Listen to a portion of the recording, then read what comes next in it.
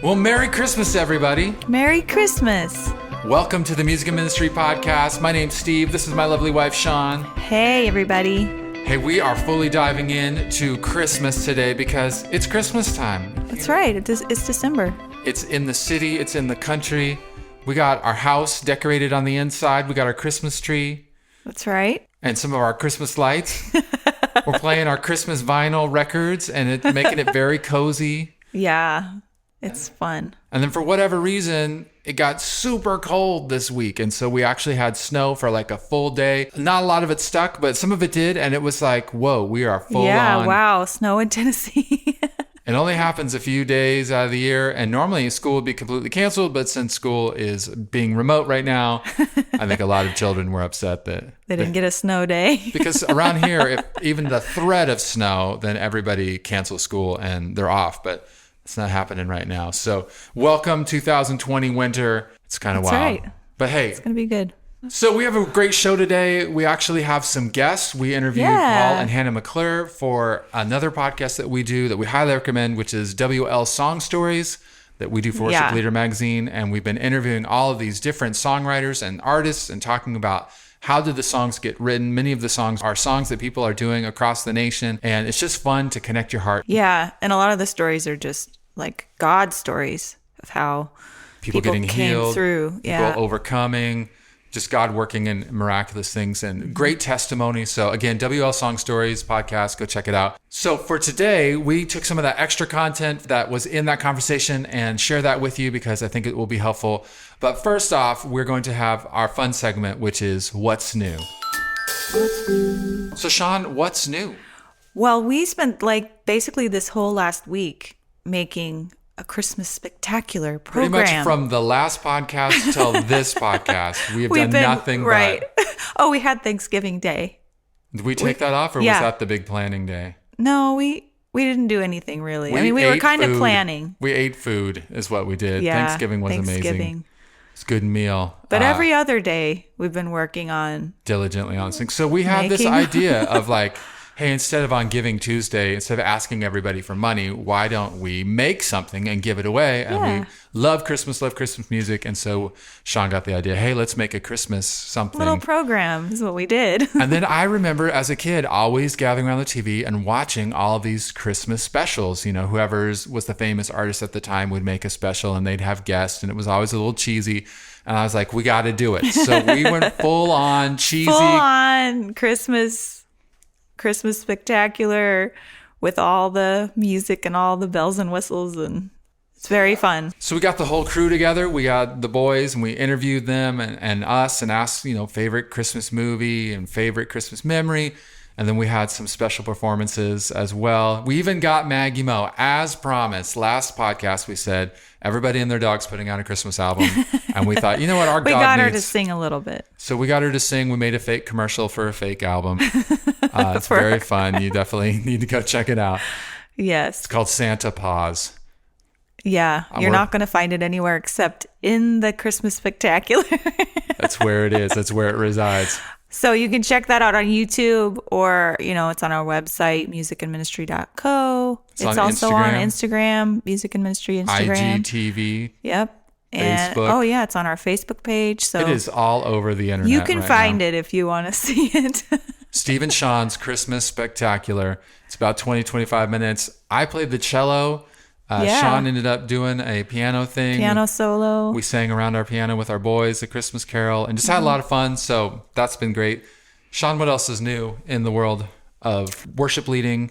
Well, everybody's looking for Christmas music.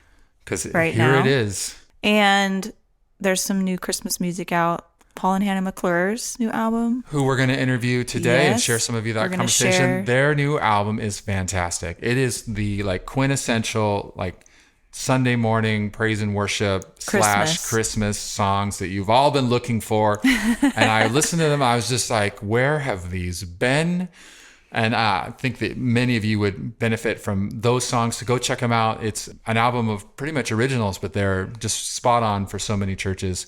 And of course, there's always the classic albums, and then new albums are coming out. Again, big plug for Santa Paws, but yeah, there's always good Christmas music, and you can make your own arrangements too. Absolutely. Make it yourself. We used to do a lot.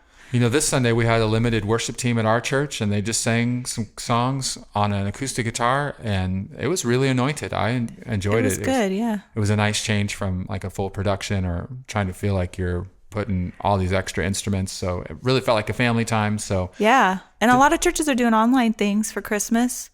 We're doing some. We get to do some online stuff for Grace Point Church in Peachtree City, Georgia. Peachtree. Pastor Bruce and Cindy. We get to film some special Christmas music for them for their services. So that'll be fun. Because I know a lot of people are still going to be quarantined or be restricted. And so it's been challenging. We've been doing all these interviews like we mentioned before. And a lot of people are like, what are we going to do for Christmas? And because we can't have, 1,000 people or all these extra people show up. And so I think a lot of people are turning to those online services but preparing some stuff that's really special. Yeah, right. Things that'll people can reach other people with and send out. And share the gospel message at Christmas. And especially this year, because a lot of people are really searching, wondering what's next, and some things are still up in the air with a lot of things. And so just be encouraged, as we move here into our main segment. One thing that we wanted to share with you is we asked Paul and Hannah McClure about what they're doing at Bethel, because they're on staff there at the church and regularly he's like lead worship. The main worship coordinator leader person. Yeah. So, which is a pretty big title and a big responsibility, but they're the real deal as the real deal can possibly be. And the few times we've gotten to interview them has just been an absolute joy. So I myself was really curious, what are they doing? And I think a lot of you are going to enjoy their response, because it was kind of like, well. So anyway, here's our conversation with them. I know a lot of people are really curious to know because restrictions are kind of weird across the country. And I've had so many worship leaders ask me, what are you doing for Christmas? What does a Christmas program look like? And so you guys lead worship over at Bethel. Can you guys give us any insight into what are you guys doing? How are you guys trying to make that work? That's a good question. What a year, man. For Sundays right now, we're doing our streaming service, but it's basically just essential staff. So it's the worship team and then a few of the pastors in the room. For a while, we were doing the 85 people or whatever they were allowing inside. But right now, it's like we're in purple tier. I don't know if that's the same as in Tennessee, but never heard of it. Yeah. Purple tier equals bad, apparently. Okay. So it means no fun and no one in the room. But actually, next week, we're doing our tree lighting service, which we do every year, but we're doing it outside just so we can have more people. So I think we're doing 2 services. It's at night, and that'll be kind of like socially distanced, but if it's outside, you can have, I guess, however many you want. So that's kind of our goal right now. So then Christmas will be online and Christmas Eve and all the Sunday service stuff is just streaming online with not many people in the room. Very, very bummer. That's wild. Have you guys changed your order at all? Our setup normally is someone will intro. Bill will share a amazing revelatory word, and as he always does. Yeah, exactly. And then we just launch in. Normally Sunday mornings, 45 minutes ish for a set. Oh wow! And that's kind of stayed the same for us throughout COVID. That's great. Yeah. Well, I hope you guys enjoyed that conversation, and they are literally like the sweetest people on the face of the planet. And stick around because we actually got them to participate in our they did the game. Yeah, and they did fantastic. So you guys get to play along with them as well. But before we get to that, we want to get to our next segment, which is what did you learn this week? Well, I learned something from Michael, my 14-year-old now. He was reading in his science book. See, that's the problem about this science book is that he starts telling us all these details about the world that we didn't necessarily want to know. Yeah, and actually, I don't even think this was in his science book, but then he went and looked something up online about some creepy crawly monster that lives under the water. The largest stingray ever recorded was 30 feet wide. So see, that's stuff. A little scary. I don't need to know about that stuff. I just want to go out, play in the waves, surf on the top, and not feel like there's some dragon or some gigantic monster about ready to eat. But he taught us about those crabs too, those gigantic crabs, and the coconut crabs, which live in coconut trees. And more crabs, more creepy crawly. Not the most helpful information, but something new. We've definitely been learning a lot from him. So it's fun because it's good to see him blossom in those things, and he really gets into it. So one thing that was really interesting in making all this Christmas spectacular stuff is we were trying to figure out what to do and what parts we were going to make. So then I just like remembered that how I work is that I just start playing and I make up stuff. Yeah. And so I used to think that was really dumb until I watched this documentary on Santana, who is the famed guitar player. And that's how he writes? Just plays? So he just goes and puts the track on loop, and actually he has to film himself while he's playing. Oh, wow. Because he can't remember anything that he did. So he just has to see himself. Yeah, so he just riffs and keeps riffing, and then he goes and he's like, oh, that part was good. And like, what did I do? And then he has to learn what it is that he did. Because he can't remember. Yeah, and so we were trying to figure out what we're going to do with Silent Night. I was playing the cello, and then I was just like, let's try this. And it was just totally not working. And I just sat down and was like, all right, let me give it a shot. And all of a sudden, out came all this like counter melody stuff. And I was like, yeah, you were just playing along with yourself. What in the world just happened? And then it makes a fun video. So yeah, and then in the video, we totally got it figured out to where I am playing cello with myself. But then I was like, I don't know what I did. So you might see a few random finger placings on the cello video. Yeah, if you know where the notes are on the cello. I figured not very many people knew, so I would probably be okay. Yeah. But all right, that's secret behind the scenes stuff. Okay, this is going to be fun. Let's get into our game. Guess that Christmas movie with Paul and Hannah McClure. All right.